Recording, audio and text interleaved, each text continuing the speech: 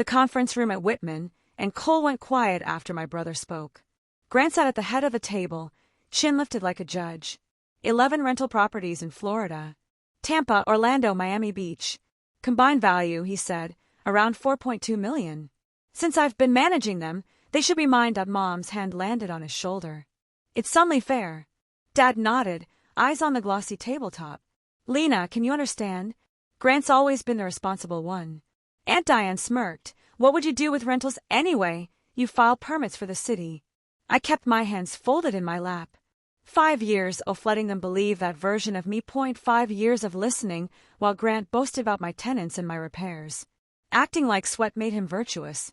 Id watched, documented, waited. Grant leaned back, arms crossed. Nothing toasty.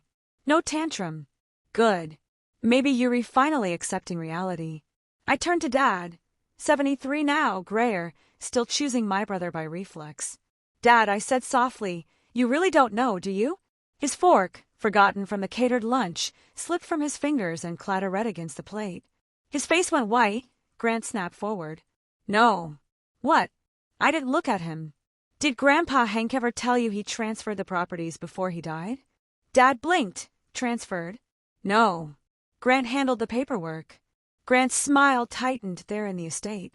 That's why we're here. I unlocked my phone. Thumb steadied at MR.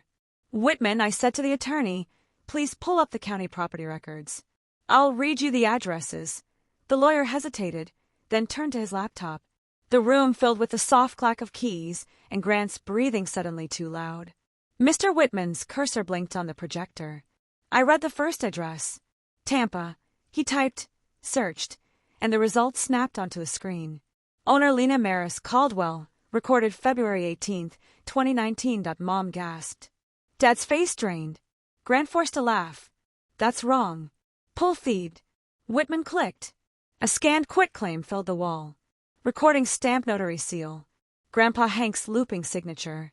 My name printed beneath it. Orlando. Same outcome. Miami Beach. Same. 11 times. The same truth.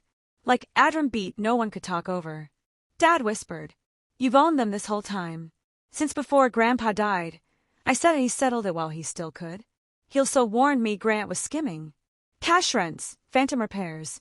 He told me to stay quiet, keep my day job, and document exactly everything. Aunt Diane leaned in. So you stayed quiet and let Grant manage everything. I looked at my brother. His eyes were locked on the word owner as if he could erase it.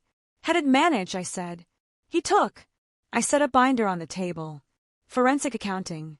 Every rent payment, every vacancy, every made-up expense. Total documented theft, 186, 340. Grant lurched to his feet. You set MUP. No, I said steady. You volunteered. Mom reached for my wrist. Lena, please, family. Family had 5 years to notice me, I said, pulling free. I slid a sealed envelope to Whitman. My attorney's complaint. I file it Monday. Grant stared at the binder like it was a trapdoor. I stood. The properties aren't up for debate. The only thing left is consequences that I walked out before anyone could rewrite the air. In the lobby, my heels clicked in marble. Final. My phone vibrated. Grant. Each call a siren that I didn't answer. Monday morning, I sat in my attorney's office, signed the complaint, and watched the clerk stamp it received. The sound was small, but it split the last 5 years in half. By Tuesday, 2 detectives met me at a coffee shop with my binder open between us. They asked questions. I answered like I was reading weather. Grant left a voicemail that night for Sarah with panic. I'll pay it back. I thought I didn't know.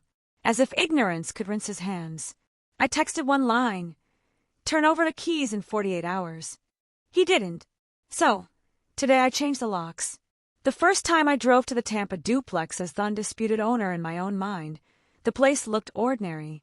Sunburned siding, hibiscus, a toddler's chalk circles on the driveway. Ordinary things protected by unglamorous diligence.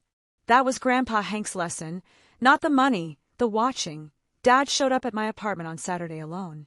No excuses left. Hadn't tried a bargain. He just stood there trembling and said, I didn't see you. I let the silence do its work, then handed him a copy of the D packet. You could have, I said. It was public. His eyes went wet. I'm proud of you. I believed him finally because it cost him something. That night, I filed the last termination notice, sent new welcome emails to every tenant, and slept without guarding my own name.